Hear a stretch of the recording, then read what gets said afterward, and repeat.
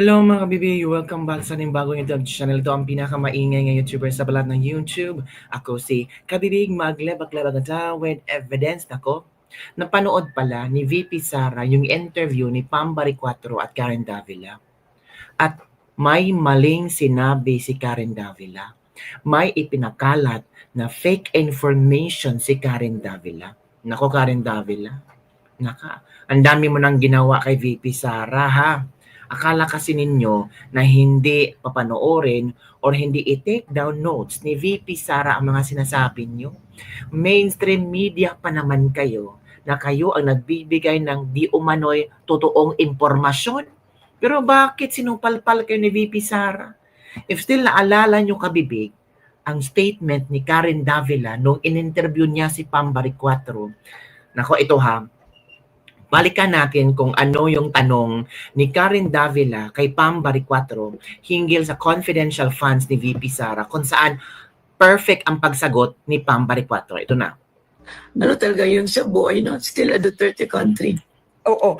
So I want to ask you, Pam, no, what do you make of these corruption allegations against Vice President Duterte? I mean, you were from the private sector. We know that in corporate, you have to be transparent. Diba? Corporations will not tolerate any form of corruption. And I believe hindi ka naman politiko talaga. Corporate ang background yung mag-asawa. Yung vice president that does not want to answer how she spent her confidential funds. Does not want to answer how she spent her confidential funds. Yan ang statement ni Karen Davila. Nako, ito ang sagot ni VP Sara sa'yo, Karen Davila. Gamitin ang logical thinking. Gamitin ang utak. Huwag puro paninira. Para lang talaga ang siraan nyo si VP Sara na hindi daw sumasagot si VP Sara hinggil sa confidential funds. Ito ang sagot ni VP Sara. Sagot ni VP Sara kay Karen Davila sa pagsasabing she refused to answer confidential funds. Karen? One question. So I do not understand saan nanggagaling yung sinasabi nila that I refuse to answer because nandoon yung mga personnel ng OVP, lahat ng tinawag nila nandoon, and nasa Commission on Audit ang lahat ng papers ng confidential funds. So, it's not true na ayoko sumagot. Wala silang sagot. Tagalogin ko na lang yung sagot ha. Actually, nagtataka ako sa narrative nila.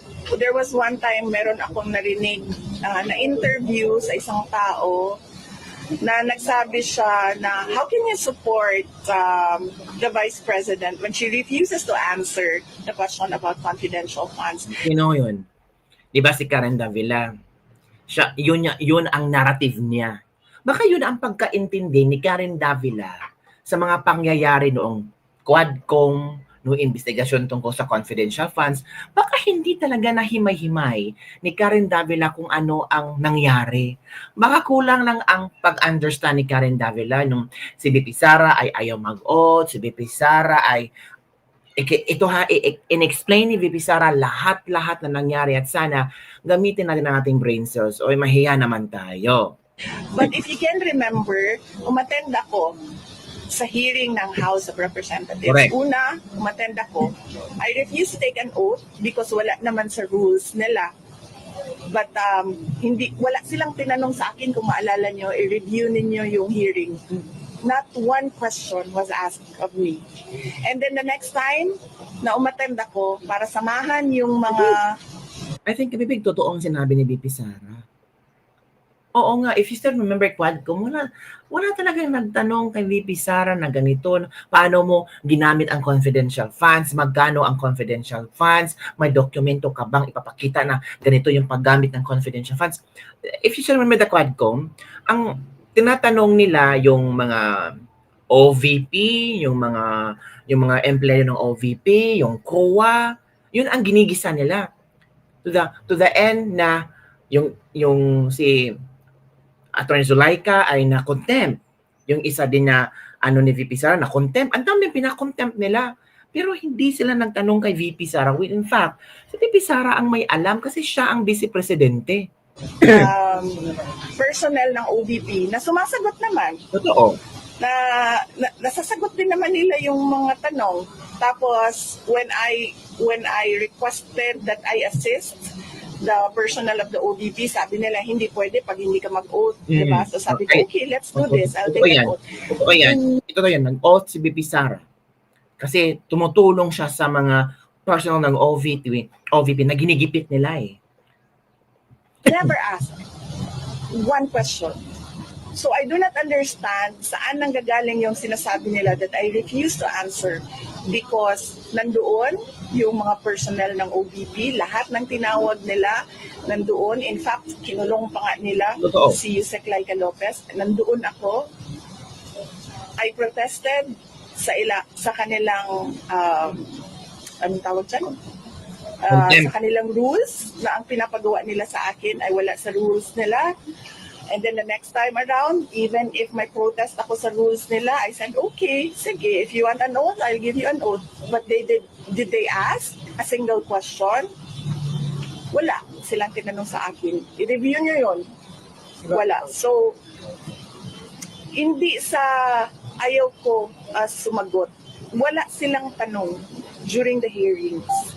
And they met a dead end doon sa hearings nila na nag-decide na lang sila, okay, i-impeach na lang natin ito siya without any evidence at all of wrongdoing because nasa Commission on Audit ang lahat ng papers ng confidential funds.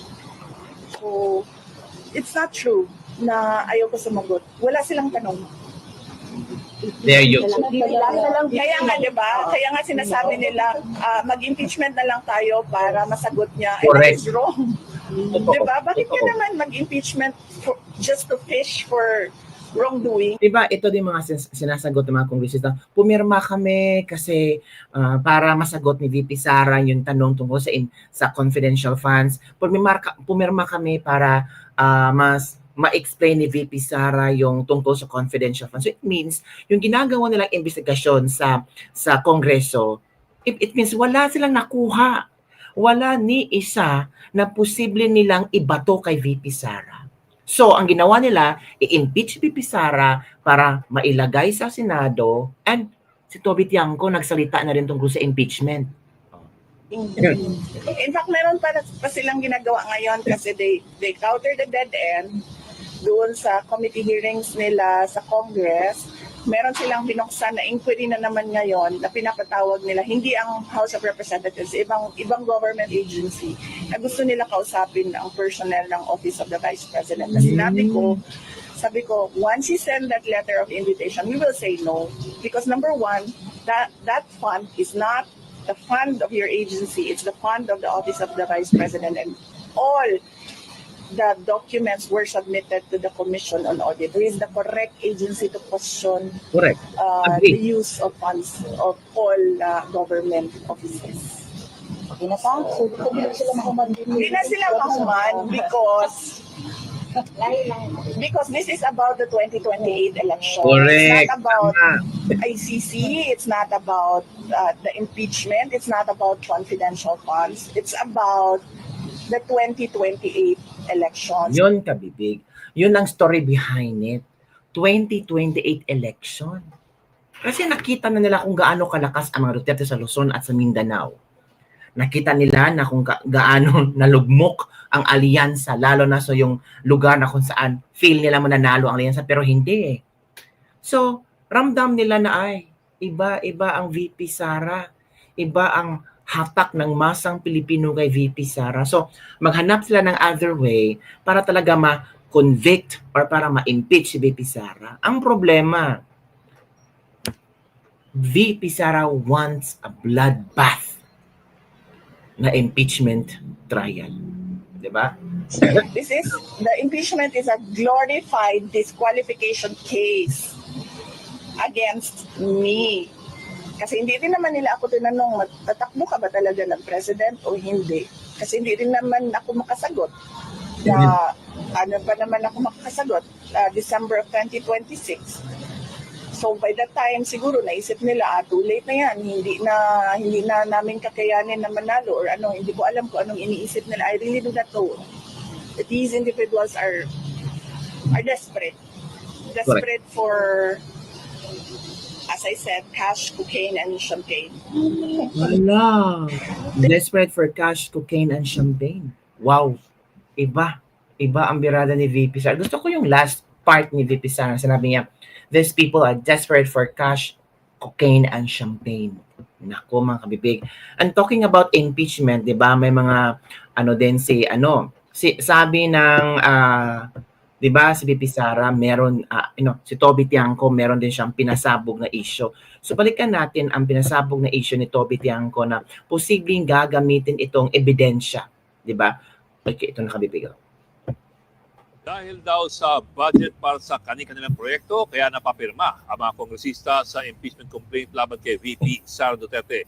Yan po binunyag ni Alyansa Campaign Manager at incoming na Botas Congressman Toby Tiangco. Simula yung problema. So it means pala, wala silang nakita na posibleng gagamitin nila para sa impeachment ni VP Sara.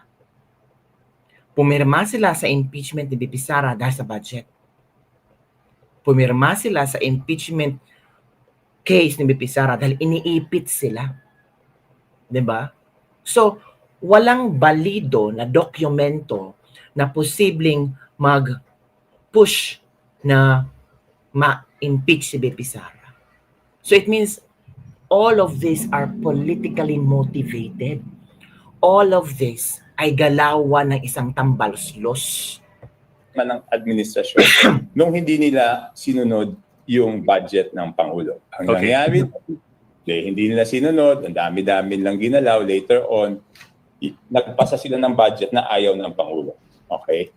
Ngayon, because of lack of time, hindi na veto lahat ng mga hindi dapat na items na handon. Di ba? So, ang ginawa ng executive is, di ba nagkaroon ng sinabi conditional release. We will review that one. all the line items. So, ano nangyari? May na-hold. Okay? So, noong pinipilit nila ilabas yung mga projects na for conditional release, iniisip-isip ko na noon na ito yung reason para doon sa impeachment para mapilitan yung executive branch na ilabas yung budget. So, hindi ko mapatunayan nun. Pero for the record, nag-text ako na yan ang duda ko kung bakit nila ginagawa. Okay. Sir, in which case, So yan ang big. sir, if I may, in which case, are you saying therefore na Malacanang was not... So yun kabibig. Galing sa bibig ni Toby Tiangco. So ano pa bang kailangan natin? Another ebidensya na ang impeachment is just for money? Impeachment is just for forcing the congressman to sign? So, tama pala itong sinabi ni VP Sara. At mali pala. Parang napahiya si Karen Davila dito. Diba? Kasi sinagot ni VP Sara mali-mali yung interpretasyon mo.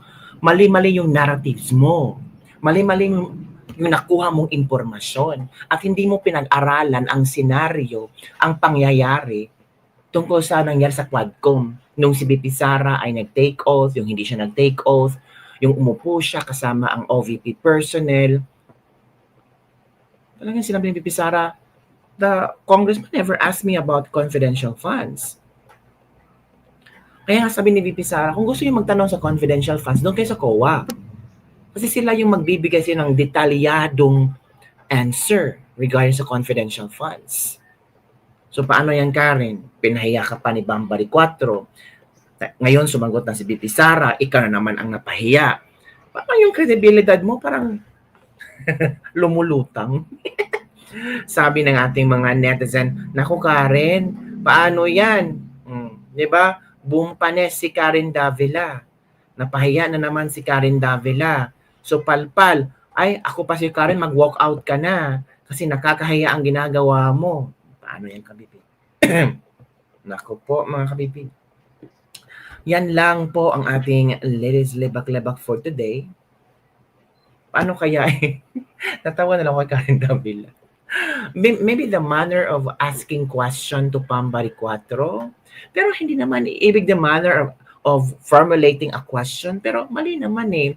Kasi before you ask that questions, make sure na pinag-aralan mo yung tanong at naka-research ka na regarding sa question. Kasi baka masupalpal ka, ito nasupalpal si Karen Davila.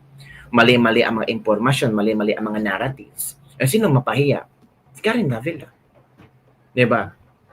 So yun lang ang bibigyan ating Let's Libag-Libag for today. Don't forget to like, subscribe, and share this video para sa mga latest trending news. Bye everyone! See you next time!